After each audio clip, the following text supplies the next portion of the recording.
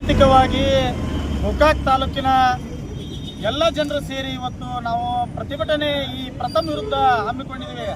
ವಿಷಯ ಏನಂದ್ರೆ ಡಾಕ್ಟರ್ ಬಾಬಾ ಸಾಹೇಬ್ ಅಂಬೇಡ್ಕರ್ ಅವರ ಸಂವಿಧಾನದಲ್ಲಿ ಲೋ ಪಾಲಿಸಿ ಇದೆ ಮತ್ತು ಏನು ನಮಗೆ ಕೊಟ್ಟಿರುವಂಥ ವಾಕ್ ಸ್ವಾತಂತ್ರ್ಯವನ್ನು ಪ್ರಶ್ನೆ ಮಾಡುತ್ತಿರುವ ಈ ನಾಲಾಯಕ್ ಪ್ರಥಮನನ್ನು ಕೂಡಲೇ ಈತನ ಮೇಲೆ ಸ್ವಯಂ ಪ್ರೇರಿತವಾಗಿ ದೂರು ದಾಖಲು ಮಾಡಿ, ಯಾಕಂದ್ರೆ ಸಮಾಜ ಕಲ್ಯಾಣಿದೆ ನಮಗೋಸ್ಕರ ಪರಿಶಿಷ್ಟ ಜಾತಿ ಪರಿಶಿಷ್ಟ ಪಂಗಡ ಯಾರೇ ಮಾತಾಡಿದ್ರು ಸಹಿತ ಅವರ ಮೇಲೆ ನಿರ್ದೇಶನವಾಗಿ ಕ್ರಮ ಕೈಗೊಳ್ಳಲು ಸಮಾಜ ಕಲ್ಯಾಣ ಇದೆ. ಆದ್ದರಿಂದ ದಯಮಾಡಿ ನಾವು ಇವತ್ತೇನು ತಹಸೀಲ್ದಾರ್ ಮೂಲಕ ಪೊಲೀಸ್ ಮಹಾನಿರ್ದೇಶಕರು ಬೆಂಗಳೂರು ಇವರಿಗೆ ಮನವಿ ಸಲ್ಲಿಸ್ತಾ ಇದ್ದೀವಿ. ಆ ಮನವಿಯಲ್ಲಿ ಏನಿದೆ ಅಂದ್ರೆ ಈ ಏನು ಪ್ರಥಮ ನಾಲಾಯಕ ಈತನು ಬಾಬಾ ಸಾಹೇಬ್ರ ಬಗ್ಗೆ ಅಸಹ್ಯವಾಗಿ ಮಾತನಾಡಿದಾನ. ಅದೇನಂದ್ರೆ 60 ವರ್ಷ ಆದಮೇಲೆ ನಾನು ಸ್ವರ್ಗಕ್ಕೆ ಹೋಗಿ ಅವ್ರ ಜೊತೆ ಈ ಸಂವಿಧಾನ ಬರೆದಿರುವಂಥದ್ದು ಚರ್ಚೆ ಮಾಡ್ತಾನಂತೇಳಿ ಈ ನಾಲಾಯಕ್ ಹೇಳ್ತಾನ. ಇವನಿಗೆ ನಾಚಿಕೆ ಬರಬೇಕು, ಇವನಿಗೆ ನಾಚಿಕೆ ಮಾನ ಮರ್ಯಾದೆ ಏನಾದರೂ ಇದ್ದರೆ ಕೂಡಲೇ ಇವನು ಸಾರ್ವಜನಿಕವಾಗಿ ಕ್ಷಮೆ ಯಾಚಿಸಬೇಕು. ಇಲ್ಲದಿದ್ದರೆ ಮುಂದಿನ ದಿನಮಾನದಲ್ಲಿ ಇವಾಗ ನಾವು ಶಾಂತಿಯುತವಾಗಿ ಹೋರಾಟ ಮಾಡಿದ್ದೀವಿ. ಬರುವಂಥ ದಿನಮಾನಗಳಲ್ಲಿ ಏನಾರ ಅವ ಕ್ಷಮೆ ಕೇಳಲಿಲ್ಲ ಅಂದ್ರೆ ಮುಂದಿನ ದಿನಮಾನದಲ್ಲಿ ನಾವು ಉಗ್ರವಾದ ಹೋರಾಟ ಮಾಡಬೇಕಾಗುತ್ತೆ. ಇದಕ್ಕೆ ನೇರವಾಗಿ ನೀವೇ ಕಾರಣ ಆಗ್ತೀರಾ. ಮತ್ತು ಇನ್ನೊಂದು ವಿಷಯ ಏನಂದ್ರೆ ಬಿಗ್ ಬಾಸ್ನಲ್ಲಿ ಈತನು ಆತ್ಮಹತ್ಯೆಗೆ ಯತ್ನ ಮಾಡಿದ್ದಾನೆ. ಪೊಲೀಸ್ ಇಲಾಖೆದವರು ಸ್ವಯಂ ಪ್ರೇರಿತವಾಗಿ ಇವನ ಮೇಲೆ ದೂರು ದಾಖಲು ಮಾಡ್ಕೊಳ್ಬೇಕಂತೇಳಿ ನಾವು ವಿನಂತಿ ಮಾಡ್ಕೊತೀವಿ. ಯಾಕಂದ್ರೆ ಮಾನವೀಯತೆ ದೃಷ್ಟಿಯಲ್ಲಿ ನೀವು ಎಷ್ಟೋ ಪೊಲೀಸ್ ಇಲಾಖೆದವರು ಕೆಲಸ ಮಾಡ್ತಾ ಇದ್ದೀರಾ, ನಾವು ನಿಮ್ಮ ಮೇಲೆ ಬಹಳ ಗೌರವ ಇದೆ. ಯಾಕಂದ್ರೆ ಇವತ್ತು ನಾವೆಲ್ಲರೂ ಜೀವಿಸ್ತಾ ಇದ್ದೀವಿ ಅಂದ್ರೆ ಅದಕ್ಕೆ ಕಾರಣ ಪೊಲೀಸ್ ಇಲಾಖೆ.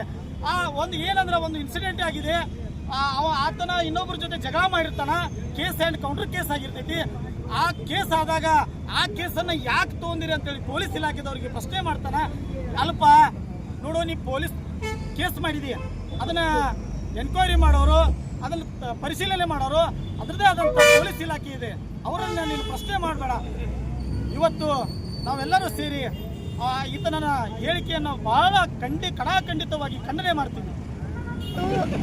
ನಾವು ಪ್ರತಿಭಟನೆ ಹಮ್ಮಿಕೊಂಡಂಥ ಉದ್ದೇಶ ಏನಂತಂದರೆ, ನಟ ಪ್ರಥಮ ಅನ್ನುವಂಥ ವ್ಯಕ್ತಿ ಬಾಬಾ ಸಾಹೇಬ್ ಅಂಬೇಡ್ಕರ್ ಅವರ ಬದಲಾಗಿ ಹಗುರವಾಗಿ ಮಾತಾಡಿ ಅವರನ್ನು ಅವಮಾನಿಸಿದಂಥ ಘಟನೆ ಸಲುವಾಗಿ ನಾವು ಇವತ್ತು ಹೋರಾಟ ಮಾಡ್ತಾ ಇದ್ದೇವೆ. ಪ್ರಥಮಗೆ ಒಂದು ಎಚ್ಚರಿಕೆ ಕೊಡ್ತಾ ಇದ್ದೇವೆ. ನಟ ಅಂತಂದ್ರೆ ದೇಶಕ್ಕೆ, ರಾಜ್ಯಕ್ಕೆ ಅಥವಾ ಸಮಾಜಕ್ಕೆ ಒಂದು ಒಳ್ಳೆ ವಿಚಾರಗಳನ್ನು, ಒಳ್ಳೆ ವ್ಯಕ್ತಿತ್ವವನ್ನು ಹೊಂದಿದಂಥ ವ್ಯಕ್ತಿ ಆದ್ರೆ ಮಾತ್ರ ಸಾಮಾಜಿಕವಾಗಿ ಬೆಳೀತಕ್ಕಂಥ ವ್ಯಕ್ತಿ ಅನ್ನಿಸ್ತದೆ. ಇಲ್ಲಂತಂದ್ರೆ ಇವು ಒಬ್ಬ ಗುಂಡಾ ವರ್ತನೆ, ಇಲ್ಲ ಒಬ್ಬ ಮಾನಸಿಕ ಅಸ್ವಸ್ಥನ ವರ್ತನೆ, ಇಲ್ಲ ಒಬ್ಬ ಹುಚ್ಚನ ವರ್ತನೆ ಮಾಡಿದ್ರೆ ಇವು ಇಲ್ಲಿರಬಾರ್ದು. ಇವು ಮಾನಸಿಕ ಅಸ್ವಸ್ಥ ನಿಮ್ಸಾನ ಅಥವಾ ಧಾರವಾಡ ಎಲ್ಲರೂ ಇವ್ನು ದೊಡ್ಡ ಒಂದು ಆಸ್ಪತ್ರೆ ನೋಡಿ ಹಾಸ್ಪಿಟಲ್ಗೆ ಹಾಕ್ಬೇಕಂತೇಳಿ ನಾನು ಹೇಳ್ತೇನೆ. ಮತ್ತು ಆಮೇಲೆ ಅಂಬೇಡ್ಕರ್ ಅವರು ಬಗ್ಗೆ ಹಗುರವಾಗಿ ಮಾತಾಡ್ತಾನೆ. ಅವರು ವಿಶ್ವ ಮಾನವ, ಅವರು ವಿಶ್ವಜ್ಞಾನಿ, ಅವರು ವಿಶ್ವದ ಬಂಧು, ವಿಶ್ವದ ತಾಯಿ ತಂದೆ, ಅವ ದೀನ ದಲಿತರಿಗಾಗಿ ಬದುಕಿದಂಥ ಒಬ್ಬ ವ್ಯಕ್ತಿ. ಅವ್ರ ಬದಲಾಗಿ ಮಾತಾಡುವಂಥ ಅವ್ರ ಬೂಟಿನ ಧೂಳಿಗೂ ಸಮಾನನಲ್ಲ ಈ ಪ್ರಥಮ. ಯಾರಿಗೆ ಬಾಬಾ ಸಾಹೇಬ್ ಅಂಬೇಡ್ಕರ್ ಅವರಿಗೆ ಬೂಟಿನ ಧೂಳಿಗೂ ಸಮಾನವಾದಂಥ ವ್ಯಕ್ತಿ, ಸಮಾನ ಕೂಡ ಅಲ್ಲದ ಆದಂಥ ವ್ಯಕ್ತಿ ಒಬ್ಬ ಮಾತಾಡ್ತಾನಂತಂದ್ರೆ ಇದು ಒಂದು ಹುಚ್ಚರು ಮಾಡುವಂಥ ಕೆಲಸ. ಅದಕ್ಕೆ ಆ ಹುಚ್ಚಿನ ಬದಲಿ ಎಷ್ಟು ಮಾತಾಡಿದ್ರು ಸುಳ್ಳದರಿ.